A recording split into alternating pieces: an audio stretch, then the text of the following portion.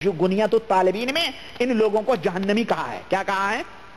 حوالہ میرے ذمے، آئندہ خطبے میں انشاءاللہ تعالیٰ، آئندہ لیکچر میں انشاءاللہ تعالیٰ میں اس کو لاؤں گا. ایسے لوگوں کو جہنمی قرار دیا ہے. یہ جہنم کے کتے ہوں گے یہ لوگ.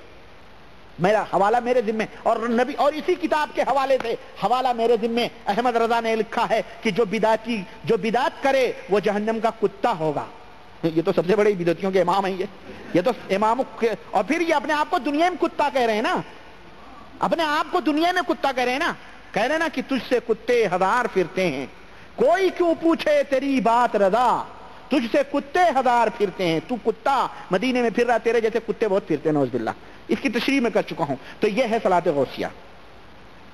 اللہ کے رسول صلی اللہ علیہ وسلم نے دعوت تبلیغ الگ الگ جگہوں پر جا کر دی ہے یا نہیں؟ بے شک اللہ کے رسول صلی اللہ علیہ وسلم نے الگ الگ جگہوں پر، کبھی قافلوں میں، کبھی خیموں میں. آپ صلی اللہ علیہ وسلم حج کے موسم میں حاجیوں کے خیموں میں جاتے تھے اور انہیں توحید کی دعوت دیتے تھے، اللہ کی طرف انہیں بلاتے تھے اور توحید کی طرف انہیں بلاتے تھے. بے شک دیتے تھے. دعوت تبلیغ جو آج چلوں کے ذریعے ہو رہی ہے، کیا یہ آج سنت کو ادا کر رہے ہیں؟ یہ جو چلوں کے ذریعے دعوت و تبلیغ ہو رہی ہے، یہ ایک خاص اور مخصوص طبقہ اور ایک مخصوص فکر کی دعوت و تبلیغ ہو رہی ہے. یہ کتاب و سنت کی تبلیغ نہیں ہو رہی ہے، بلکہ ان کے 5-6 وصول ہیں کلمے کی آڑ میں. یہ بیچارے خود ہی بیچارے، ان کو نہیں سمجھ ہے کہ تبلیغی نصاب جو جن کے بنیاد جو قائم ہے، اس تبلیغی نصاب کے اندر کیا گند رکھی ہوئی ہے، ان غریبوں کو خود نہیں معلوم ہے. اگر معلوم ہو جائے تو یہ لات مار دیں ان کتابوں کو، کہہ دیں ہم کو نہیں ضرورت ہے ایسے ایمان کی اور نہ ایسے عقیدے کی. اور میں انشاءاللہ میں کیا بتاؤں، کن کن کے اوپر پوسٹ مارٹم کروں؟ احمد رضا خان کو سمجھوں کہ الیاس صاحب قادری کو سمجھوں کہ الیاس صاحب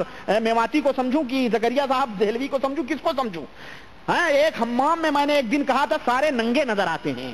عقیدہ جو بریلویوں کا، وہی ان بیچاروں کا بھی کتابوں میں موجود ہے، ان کی کتابوں میں موجود ہے. تو میرے عزیزوں، میرے دوستوں اور بھائیوں، کہنے کا مطلب یہ ہے کہ آپ ان کتابوں کو پڑھیں، خود دیکھیں.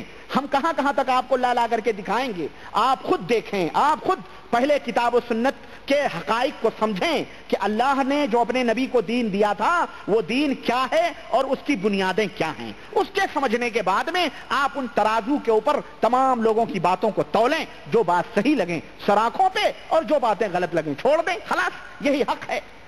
تو جو یہ سنت نہیں ادا ہو رہی ہے، بلکہ ان کے اخلاص کے اندر ہمیں کوئی شک نہیں. یہ مخلص ہیں، اپنے حسن نیت سے بیچارے کرتے ہیں، لیکن ان کا جو طریقہ ہے، ان کا جو جس چیز کی طرف یہ دعوت دیتے ہیں اور جو یہ طریقے اپنائے ہوئے ہیں، یہ سراسر باطل ہیں، سراسر گمراہیت ہیں. اور ان کا نتیجہ ابتدا سنت سے ضرور ہوتی ہے، لیکن ان کی انتہا بدعت پہ جا کے ہوتی ہے. اور چنانچہ مولانا انعام الحسن جو مر گئے، جو سابق امیر تھے یہ تبلیغی جماعت کے، ان کی کیسٹ میرے پاس موجود ہے. اور انہوں نے جو بیعت لی ہے، اب بیعت کے اوپر ان کی بھی بات یاد آ گئی، انہوں نے جو بیعت لی ہے ان کی آواز میں انشاءاللہ اللہ نے توفیق دی، کوئی بھائی ٹیلی فون کر دینا، میں وہ کیسٹ لے کے آؤں گا. میرے پاس جدے سے آئی ہے، ان کی آواز میں باقاعدے وہ بیعت لے رہے ہیں. اور بیعت لینے کے دوران وہ تلقین کر رہے ہیں کلمات کی، کچھ وظیفے کی، کچھ چیزوں کی، کرتے کرتے اخیر میں کہتے ہیں کہ میں بیعت لے رہا ہوں.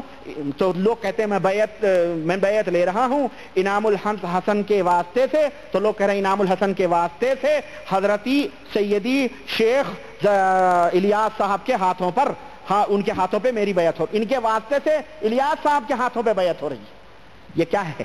یہ زندیقیت نہیں ہے، یہ گمراہیت نہیں ہے. تم زندہ ہو کر کے اپنے ہاتھوں پہ بیعت، ایک تو یہی بنیادی طور پہ غلط ہے. تم بیعت بھی لے رہے ہو تو تمہیں اپنے ہاتھوں پہ بیعت لینی چاہیے. تم الیاس صاحب جو مر گئے ہیں ان کے ہاتھوں پہ بیعت لے رہے ہو، کس عقیدے کی بنیاد پر؟ حضرت ابو بکر نے بھی بیعت لی تھی، تو کیا یہ کہا تھا کہ اے لوگوں ابو بکر کے واسطے سے حضرت محمد الرسول اللہ کے ہاتھوں پہ بیعت کرو، یا یہ کہا تھا کہ میرے ہاتھ پہ بیعت کرو؟ کیا کہا تھا؟ حضرت عمر رضی اللہ عنہ نے کہا تھا کہ میں آپ کے ہاتھوں پہ بیعت کر رہا ہوں. یہ ہے شرعی طریقہ. لیکن گمراہیت کا، ضلالت کا، بدعتیت کا، خرافیت کا طریقہ یہ ہے جو انعام الحسن صاحب کی کیسٹ کے اندر موجود ہے. اور میرے پاس انشاءاللہ آئندہ ہفتے اگر آپ نے یاد دلایا تو میں انشاءاللہ تعالی وہ شہادت پیش کرنے کے لیے حاضر. سمجھ میں آئی بات؟ تو یہ ضلالت اور گمراہیت ہے. ایک خاص طبقے کی طرف دعوت دی جاتی ہے، سب کو حنفی بنانے کی ایک سازش کی جا رہی ہے کہ دنیا میں سب کو کلمے کی آڑ میں سب کو لے کے مسجد میں گھسا کے اور سب کو کہو بس. وہ جاہل بیچارے تو ہوتے ہی، انہیں تو دین دنیا سے خبر ہی نہیں، ان کو بس وہی رٹایا جاتا ہے. نہ سنڈاس میں جاؤ تو ننگے سر مت جاؤ، کھانا کھاؤ تو ننگے سر کھانا مت کھاؤ. یہ ان کو سنت بتائی جا رہی ہے جس کا سنت میں کہیں وجود بھی نہیں ہے.